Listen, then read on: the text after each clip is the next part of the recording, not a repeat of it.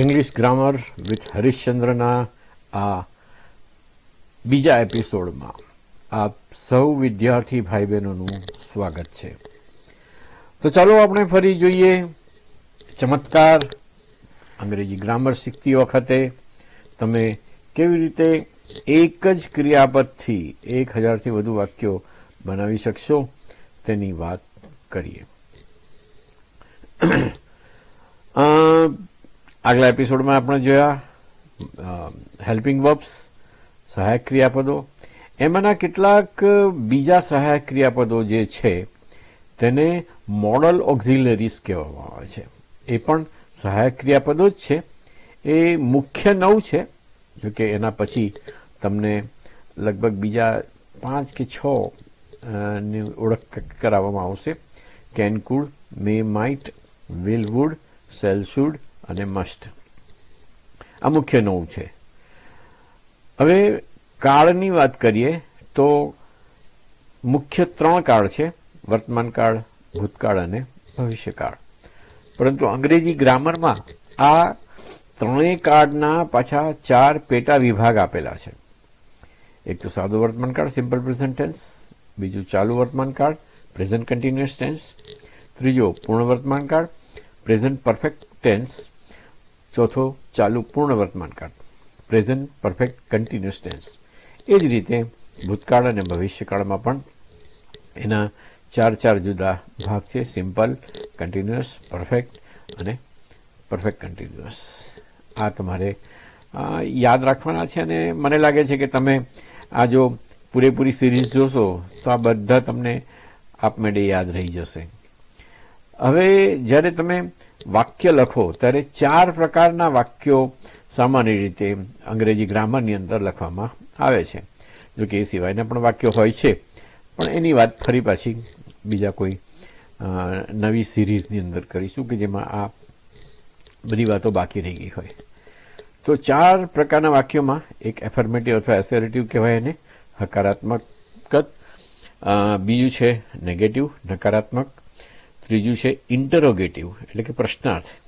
અને ચોથું છે નેગેટિવ ઇન્ટરોગેટિવ એટલે કે નકારાત્મક પ્રશ્નાર્થ. વ્યાકરણના સાચા ઉપયોગને અંગ્રેજીમાં વાક્યો કેવી રીતે બનાવવા એ સમજવા માટે આ બધી જે માહિતી તમને આપી, જે એપિસોડ 1 અને આ એપિસોડ અત્યારે 2, એની ખૂબ જ અગત્ય છે. બહુ મહત્વપૂર્ણ આ વાતો છે, કારણ કે હવે આપણે આ બેઝિક વાતો નથી કરવાના, પણ સીધા આવી જઈએ છે વાક્યો બનાવવાની પર. તો આપણે અહીંયા ગીવ એક ક્રિયાપદ લીધું છે અને એના 1000થી વધારે વાક્યો બનાવીશું. સબ્જેક્ટ એટલે કે કર્તા, ઓબ્જેક્ટ એટલે કે કર્મ, વર્બ એટલે કે ક્રિયાપદ, મેઇન વર્બ એટલે કે મુખ્ય ક્રિયાપદ, હેલ્પિંગ વર્બ એટલે કે સહાયક ક્રિયાપદ. આવા આપણે 5 ભાગ જે છે એમાં હું જ્યારે જે તે પ્રકારના વાક્યો છે એમાં લખીશ કે સબ એટલે તમારે સમજવાનું સબ્જેક્ટ, કરતા, મેઇન વર્બ. અહીંયા MV નથી લખ્યું, પછી MV એકલું જ લખીશ વિથ એસ કે ES. અને ઓબ્જેક્ટ એમાં અત્યારે OBJ લખ્યું છે, પણ પછી ફક્ત આપણે O લખીશું એટલે તમને ખ્યાલ આવી જશે કે આ O એટલે ઓબ્જેક્ટ એમ. તો સિમ્પલ પ્રેઝન્ટ ટેન્સની અંદર આપણે ગીવના વાક્યો જોઈએ. એ પહેલા તો આ કાળ ક્યારે વપરાય છે, દરેક કાળ ક્યારે વપરાય એને બરોબર ધ્યાનથી તમે જોઈ રાખજો, કારણ કે એ બહુ અગત્યની વસ્તુ છે. તમે જ્યારે વાક્યો બનાવો, કોઈની સાથે વાત કરો, ત્યારે તમે કયા કાળમાં એ વાત કરી રહ્યા છો, તમે જે વાત કરી રહ્યા છો એને જુદો એને જેનો મિનિંગ છે એ ના જતો રહે. તમે ભૂતકાળની વાત કરવા જતા હોય પણ તમે વાક્ય રચના ભવિષ્યકાળની વાપરો તો એ માણસને એમ લાગે કે હજી આ કામ થયું નથી પણ થશે એમ. અને જો એને તમને પૈસા આપ્યા હોય એ કામ કરવા માટે તો તમને વડે પણ ખરો, અથવા તમારી પાસે પૈસા પાછા માંગી લે કે એવું કંઈ થઈ શકે. એટલે તમે ધ્યાનથી જુઓ કે આ કાર્ડ જે આપણે બધા ઉપયોગ અહીંયા વાપરીશું, સમજાવું છું, એ બધા ક્યારે વપરાય છે એ મેં અહીંયા મૂકેલું છે. આ કાર્ડનો ઉપયોગ દરરોજ થતી ક્રિયાઓ, જેમ કે સૂરજ ઉગે છે, આપણે સવારમાં ઉઠીએ છીએ, રાત્રે સૂઈ જઈએ છીએ, વગેરે વગેરે. પછી ટેવો, આપણને કોઈ ટેવ હોય, સપોઝ મને સવારે ચા પીવાની ટેવ છે, તો આવી બધી ટેવ, અથવા સાર્વત્રિક જે સત્યો છે, મેં હમણાં જે પહેલાં કીધું સૂર્ય સવારે ઉગે છે, સાર્વત્રિક સત્ય થયું.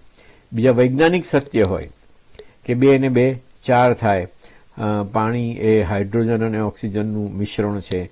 આ બધા જે વાક્યો છે એ બધા માટે સિમ્પલ પ્રેઝન્ટ ટેન્સ વપરાય છે. હવે એના સૌથી પહેલા જે એફર્મેટિવ સેન્ટેન્સીસ છે એની વાક્ય રચના, સબ્જેક્ટ, મેઇન વર્બની સાથે એસ કે ઈએસ આવે છે, પણ એ થર્ડ પર્સન સિંગ્યુલર હોય ત્યારે આવે છે. એ હું તમને હમણાં આવે એટલે બતાવું છું. અને પછી છેલ્લે આવે ઓબ્જેક્ટ.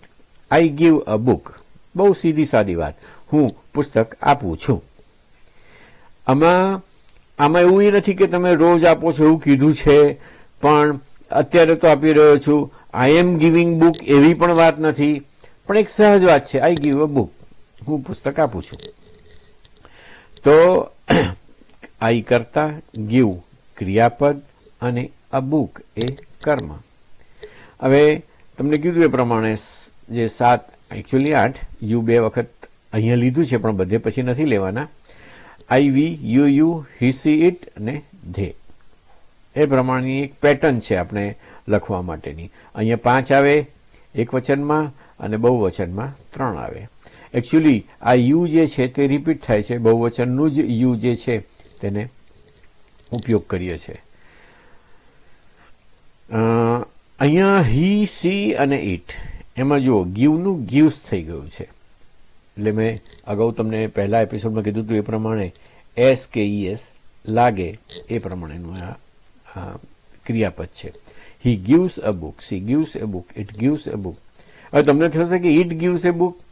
હા, મેં તમને પહેલા એપિસોડમાં પણ કીધું કે અમુક વાક્યો એ ફક્ત ગ્રામરની રીતે ઓકે છે, અને તમે સામાન્ય રીતે ધારો કે વાર્તામાં તમે જુઓ સિંહ ચોપડી વાંચે છે, તો એનું તમે શું કહેવાય,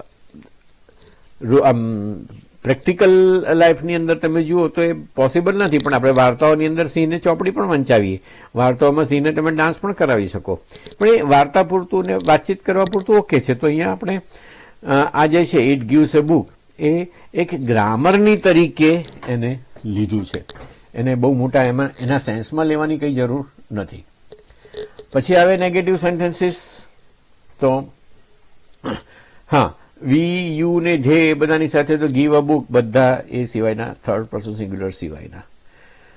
પછી નેગેટિવની અંદર નોટ ક્યાં મૂકવાનું? તો નોટ હંમેશા સહાયક ક્રિયાપદ અને મુખ્ય ક્રિયાપદની વચ્ચે હોય. હવે આઈ ગીવ અ બુક, એમાં સહાયક ક્રિયાપદ તો છે નહીં, અને જ્યારે સહાયક ક્રિયાપદ ના હોય ત્યારે ડુ કે એટલે ટુ ડુ ના રૂપોનો ઉપયોગ થાય. અને આ સિમ્પલ પ્રેઝન્ટ ટેન્સ છે, એટલા માટે ડુ અને ડઝ આ 2 શબ્દોનો આપણે અહીંયા ઉપયોગ કરીશું. અગાઉ જણાવ્યું પ્રમાણે એસ કે ઈએસ એ હી સી ઇટની સાથે, થર્ડ પર્સન સિંગ્યુલરની સાથે જ આવશે. એટલે આઈ પછી વધારાનું ડુ મૂક્યું સહાયક ક્રિયાપદ નોટને સંગાથ આપવા માટે, અને ગીવ અ બુક ક્રિયાપદ અને કર્મ. એવી જ રીતે we do not give a book, you do not give a book, you do not give a book. પણ હી, સી, ઇટ આવે ત્યારે does not give a book, they do not give a book. હવે do નોટને તમે don't કરી શકો છો, does નોટને doesn't કરી શકો છો.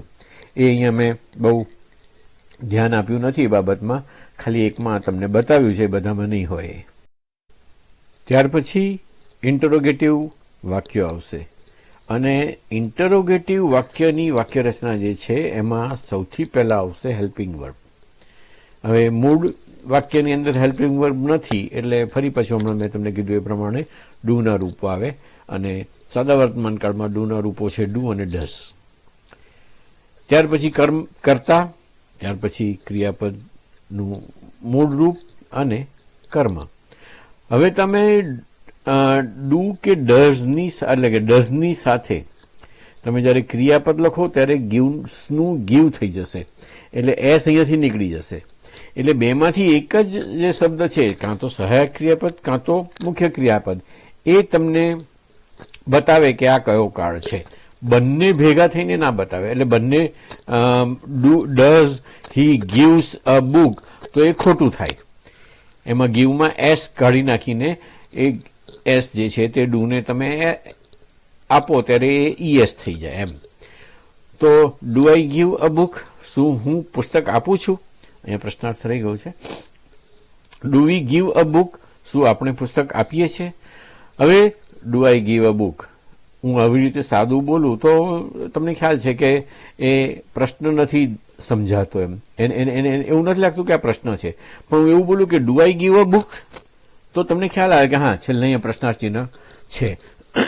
એટલે તમે જ્યારે ડિક્ટેશન લેતા હોય કે કોઈ બોલે અને લખતા હોય ત્યારે આ બધું ધ્યાનમાં રાખવાનું.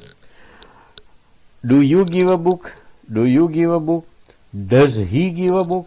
અહીંયા ડઝ હી સીટની સાથે આવશે અને ગીવ્સનું ગીવ થઈ જશે. પણ ફરી પાછું ધ્યેય આવ્યું એટલે do they give a book. ત્યાર પછી આપણે જોઈએ આગળ તો નેગેટિવ ઇન્ટરોગેટિવ. એમાં હેલ્પિંગ વર્બ સૌથી પહેલા આવે, ઇન્ટરોગેટિવ આવે એટલે હેલ્પિંગ વર્બ પહેલા આવે. નેગેટિવમાં હેલ્પિંગ વર્બ એ નોટ ને માટે આવે. અહીંયા હેલ્પિંગ વર્બ પછી સીધું કરતા આવશે અને ત્યાર પછી નોટ અને મુખ્ય ક્રિયાપદ ગીવ અ બુક અને ક્વેશ્ચન માર્ક. નેગેટિવ ઇન્ટરોગેટિવ હોય કે સાદું ઇન્ટરોગેટિવ, બંનેમાં પ્રશ્નાર્થ છે એટલે પ્રશ્નાર્થ ચિહ્ન મૂકવાનું ભૂલવાનું નહીં. Do I not give a book, શું હું પુસ્તક નથી આપતો? Do we not give a book, શું આપણે પુસ્તક નથી આપતા? અને આગળ એ પ્રમાણે તમે જોઈ શકશો કે શું લખ્યું છે. હવે આપણે જોઈએ card number 2, present continuous tense. વર્તમાન કાળનો બીજો ભાગ, ચાલુ વર્તમાન કાળ. આ કાર્ડનો ઉપયોગ ક્યારે થાય? તો આપણે જ્યારે બોલતા હોઈએ કે કોઈ પણ માણસ જ્યારે બોલતો હોય ત્યારે જે ક્રિયા ચાલી રહી હોય એને દર્શાવવા માટે આ કાર્ડનો ઉપયોગ થાય છે. એના 4 વાક્યોમાં, 4 પ્રકારના વાક્યોમાં affirmative, as for subject, helping verb, helping વર્બમાં એમ ઇઝ આર આવશે, પછી મેઇન વર્બ. અહીંયા ચાલુ કાળ, કન્ટિન્યુઅસ કાળ, બધા જ કન્ટિન્યુઅસ કાળમાં આઈએનજીનું રૂપ આવે મેઇન વર્બનું, એટલે કે વર્તમાન કૃદંતનું રૂપ. પછી ઓબ્જેક્ટ છેલ્લે.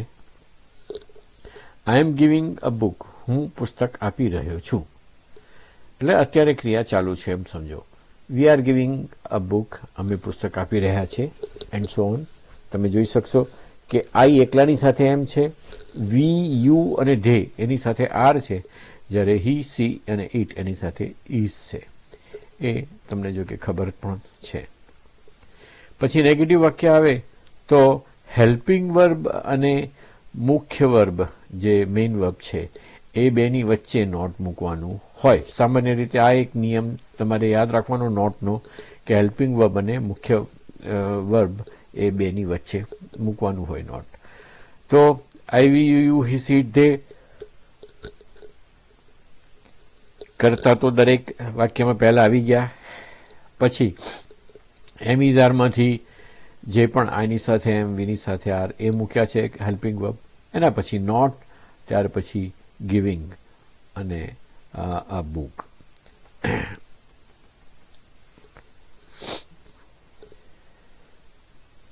ત્યાર પછી ઇન્ટરોગેટિવ વાક્યો, ત્રીજા પ્રકારના પ્રશ્નાર્થ વાક્યો.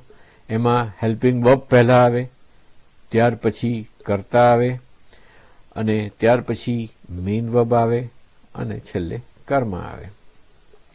તો હેલ્પિંગ વર્બ અહીંયા એમ ઇઝ આર છે, તો આઈની સાથે એમ, વીની સાથે આર, યુની સાથે આર, જે એને કોરસ્પોન્ડિંગ હેલ્પિંગ વર્બ હોય કરતા પ્રમાણેના એ આપણે મૂકતા હોઈએ છીએ. ત્યાર પછી સીધું કરતા પછી ક્રિયાપદનું વર્તમાન કૃદંતનું રૂપ ગિવિંગ. બધામાં ગિવિંગ અને બુક તમે જોશો એટલે તમને ખ્યાલ આવતો જ હશે. એમ આઈ ગિવિંગ અ બુક, શું હું પુસ્તક આપી રહ્યો છું? Are we giving a book, શું આપણે પુસ્તક આપી રહ્યા છે? હવે આ દરેકે દરેક વાક્યોને હું બોલતો નથી. તમે એને ઈચ્છો તો પોઝ કરી અને બોલી શકો, જોઈ શકો, લખવાના હોય તો લખી શકો. ત્યાર પછી ચોથા પ્રકારના વાક્યો આવે છે નેગેટિવ ઇન્ટરોગેટિવ, એટલે કે નકારાત્મક પ્રશ્નાર્થ. એમાં પણ સહાયક ક્રિયાપદ પહેલા આવે અને ત્યાર પછી કર્તા આવે, કર્તા પછી નોટ આવે અને ત્યાર પછી મુખ્ય ક્રિયાપદ આવે અને પછી કર્મ. હવે મેં હમણાં તમને કીધું કે નોટ એ સહાયક ક્રિયાપદ અને ક્રિયાપદની વચ્ચે આવે, પણ નેગેટિવ ઇન્ટરોગેટિવમાં સહાયક ક્રિયાપદ આગળ આવી જાય છે. એટલે સહાયક ક્રિયાપદ પછી કર્તા અને ત્યાર પછી નોટ આવે.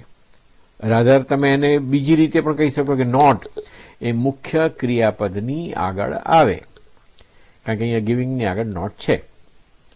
બરાબર. તો am I not giving a book, શું પુસ્તક નથી આપી રહ્યો? Are we not giving a book, શું આપણે પુસ્તક નથી આપી રહ્યા?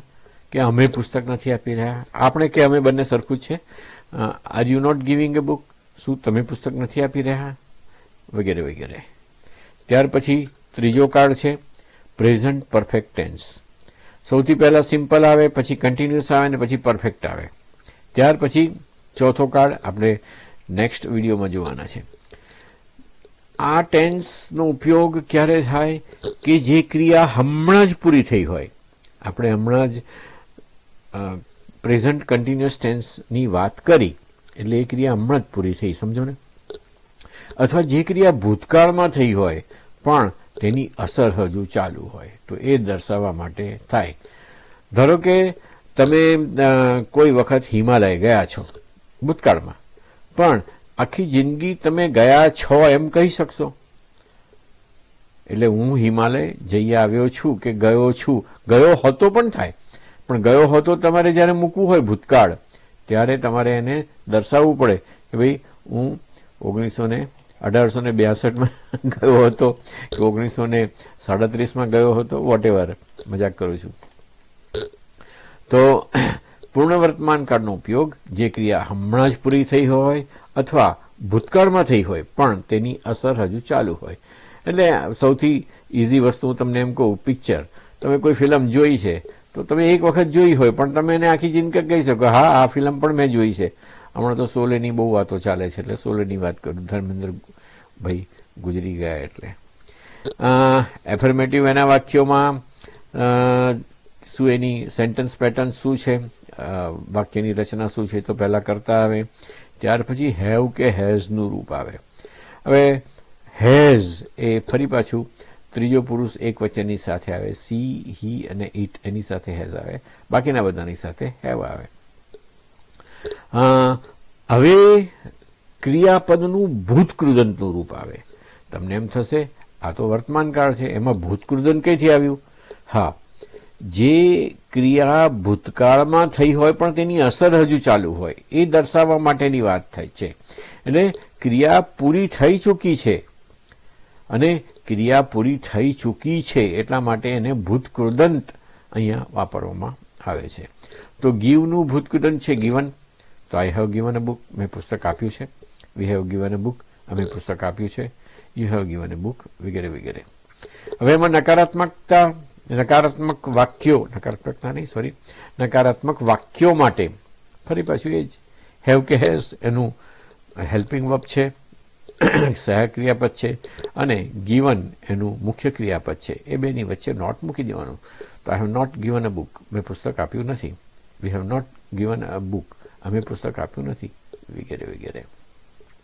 હું અહીંયા વગેરે વગેરે કરીને આગળ જલ્દી જવા માંગુ છું, પણ તમે એને સ્લોલી જઈ કે પોઝ કરી વિડીયો અને શાંતિથી જોયા કરજો અને સમજજો બરોબર, ત્યાર પછી આગળ જજો.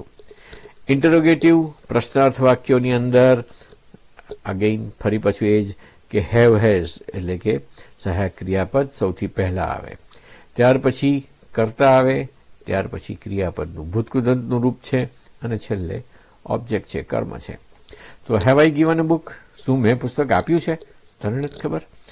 Have V given a book, શું આપણે પુસ્તક આપ્યું છે? વગેરે વગેરે. પછી નેગેટિવ ઇન્ટરોગેટિવ આવે. નેગેટિવ ઇન્ટરોગેટિવમાં પણ હેવ હેઝ તો પહેલા આવવાનું જ છે. ઇન્ટરોગેટિવ છે એટલે પ્રશ્નાર્થ છે, એટલે યાદ રાખજો ઇન્ટરોગેટિવ બધામાં છેલ્લે પ્રશ્નાર્થ ચિહ્ન મૂકવાનું ભૂલવાનું નહીં. કદાચ એકાદમાં હું ભૂલી ગયો છું, મને યાદ છે, કયામાં ભૂલ્યો છું એ યાદ નથી. તો હેવ કે હેઝ પહેલા આવશે, ત્યાર પછી કરતા આવશે, આઈ વી યુ હી સી ઇટ, ત્યાર પછી નોટ આવશે અને સીધું ગીવન અ બુક, ક્રિયાપદનું ભૂતકૃદંત અને object. Have I not given a book, શું મેં પુસ્તક નથી આપ્યું?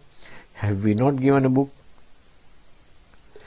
હવે આ વિડીયો આપણે હમણાં અહીંયા પૂરો કરીએ છીએ અને અત્યાર સુધી આમાં 84 વાક્યો થયા છે. તો શરૂઆત થઈ છે. જો 8મો શબ્દ યુનો 2 વખત લખ્યો હોત તો 96 થાત, પણ એને આપણે હમણાં એવોઇડ કરીએ છીએ એટલે એની ચિંતા કરવાની નથી.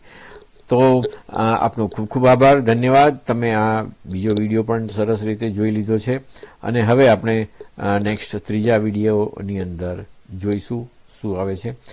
તમે આ 22 વિડીયોના લેસન પૂરા કરશો એટલે મને ખાતરી છે કે તમને અંગ્રેજીની અંદર વાક્યો સરસ રીતે લખતા આવડી જશે, જે તે ટેન્સ પ્રમાણેના. અને 22 તમે પૂરા કરો, એની કોમેન્ટ આપજો અંદર, એટલે મને ખ્યાલ આવશે. અને પછી તમારે મારી કોઈ જરૂર હોય તો લખજો, કોમેન્ટની અંદર લખજો, તમારો નંબર વગેરે આપજો, તો હું તમને કોન્ટેક્ટ કરીશ. ધન્યવાદ. Thank you. જય શ્રી કૃષ્ણ.